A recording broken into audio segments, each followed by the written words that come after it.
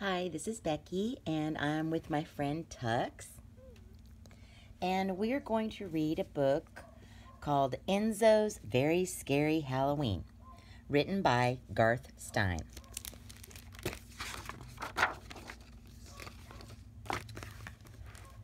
Tell us about Halloween, Daddy, Zoe says one fall evening, but tell it the scary way.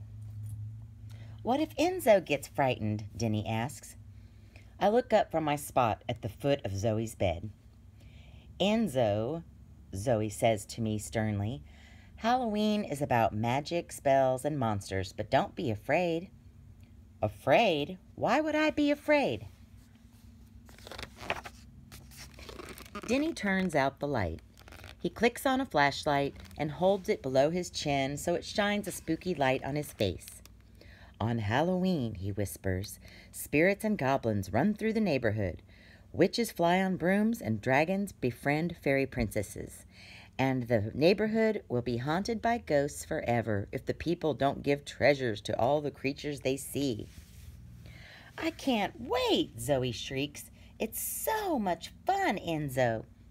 Fun? It's going to take all my energy to protect us from this impending invasion. I hope I am up to the task.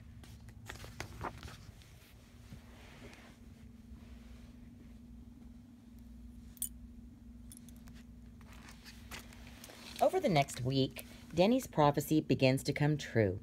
Each day, more houses on our street become haunted. Giant spiders weave webs on porches, gravestones appear on lawns, and pumpkins try to sneak into people's houses.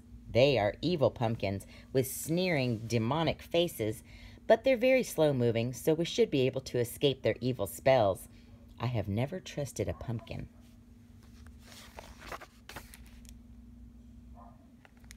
One evening, Denny brings a pumpkin into the house, and I am immediately suspicious. We're carving the jack-o'-lantern tonight, Zoe announces excitedly. After dinner, Denny places the pumpkin on newspapers he's laid out on the kitchen table. He rubs his hands together like a mad scientist, and then he picks up a kitchen knife. I can't bear to watch. I lie down in the corner and cover my eyes. It's alive, I hear Zoe say. I lift my head. The kitchen is dark except for a flickering light. I see Zoe with her magic wand, and then I see the pumpkin, which has been transformed into a demon. Its eyes glow, and its grin flickers with fire in its belly. I feel my hackles rise, and I growl softly, my eyes fixed on the demon.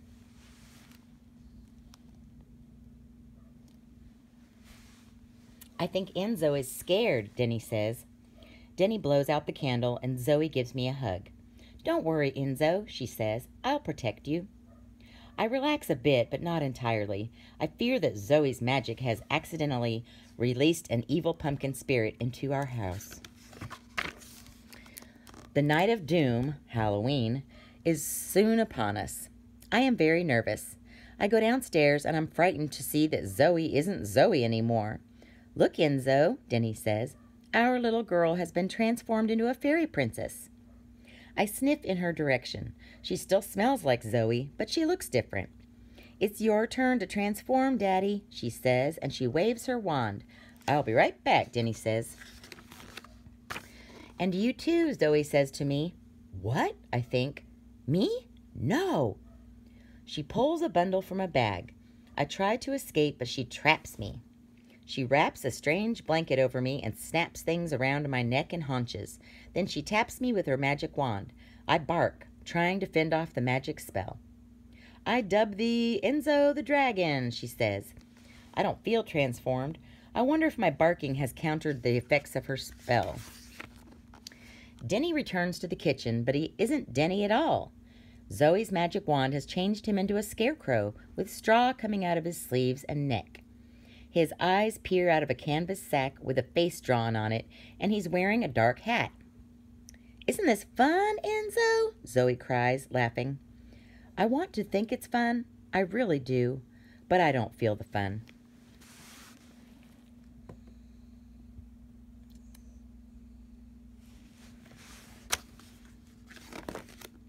Before I can resist, The scarecrow snaps a leash on my collar and leads me to the front door. I catch a glimpse of myself in the mirror. The transformation has taken root. I have sprouted spikes on my back and I have wings. I have become a dragon. It's the jack-o'-lantern's fault. Surely Zoe would never have done this to me. Denny and Zoe have fallen under the jack-o'-lantern's evil spell. Now we go trick-or-treating, Zoe tells me. This is the good part.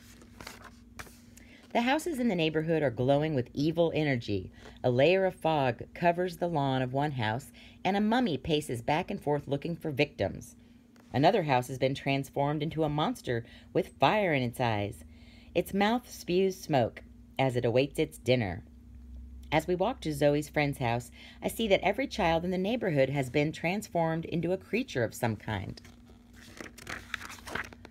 A goblin kneels down before me. A real dragon, he says. I bark, and, to my surprise, the goblin falls over backwards and writhes on the floor. It breathes fire, the goblin howls. Run from the fire-breathing dragon. I'm stunned. I didn't breathe fire. I barked. I bark again to show him. Ah! The ghosts and goblins and witches shriek. Fire-breathing dragon! I try to tell them the truth. I am not a fire-breathing dragon. But each time I bark, the astronauts and ninja warriors and vampires shriek and run from me. I realize I have been transformed. I don't want to hurt anyone by breathing fire, even if they are zombies and Frankenstein monsters and werewolves. I didn't ask to be transformed. It's an evil spell that is upon me. I am frightened by my own fearsome power. I pull away from the scarecrow and take off running. If I cannot save myself from this evil spell, I must sacrifice myself so that others will survive. I fly through the neighborhood, which is filled with terrifying things. I dodge this way and that, in and out, through hedges and around trees. When I look back, I see that all the creatures in the neighborhood are chasing me. I veer down an alley. There are more monsters in front of me and more behind. The monsters are everywhere. I am cornered, but I refuse to unleash my terrible fire breath on these unfortunate creatures. They are about to pounce upon me, but I will not defend myself. Be still, the fairy princess commands, stepping forward and halting the monsters with her magic wand. This is a friendly dragon who will do us no harm. Don't be afraid, Enzo, Zoe whispers into my ear. We know you're not a real dragon. I'm not? I stop and look at her quizzically. Halloween is dress up, she says. We pretend to be monsters for a night. That's what makes Halloween fun, being almost scared. I am stunned by this revelation. I let out a small bark and am relieved when the princess is not burned to a crisp. I peer up at the monsters and see. Around the edges, they do look like kids in costumes. I stretch and do a downward-facing dog before Zoe. Be not afraid, little dragon, the fairy princess says, waving her wand high. We need your help. Lead us to the houses so we may collect our treasures, and so this neighborhood will not be haunted forever. Proudly, I lead the parade of pretend monsters to the houses and help them collect their treasures. The residents of each house fill the monsters' sacks with gold coins and jewels to appease them. And after each house, the monsters and goblins and vampires thank me for my guidance. As our journey continues into the night, the monsters slowly disperse until finally we are the only ones left in our parade. The scarecrow picks up the fairy princess and carries her the rest of the way home. When we arrive, I am relieved to see that our house is still there and has not been haunted forever. The scarecrow sets the fairy princess on her bed and takes off her shoes. She waves her wand one last time. The spell is broken, she says sleepily. All Hallows Eve is over, the scarecrow agrees. He's no longer wearing his hat or his mask, so I know he's turned back into Denny. I bark twice because I am happy to see him and Zoe again. That's right, Enzo, Denny says. It's all over until next year. I gulp. Next year? Okay. Tux, thank you for reading with me. Sleepy boy. Bye, Tux.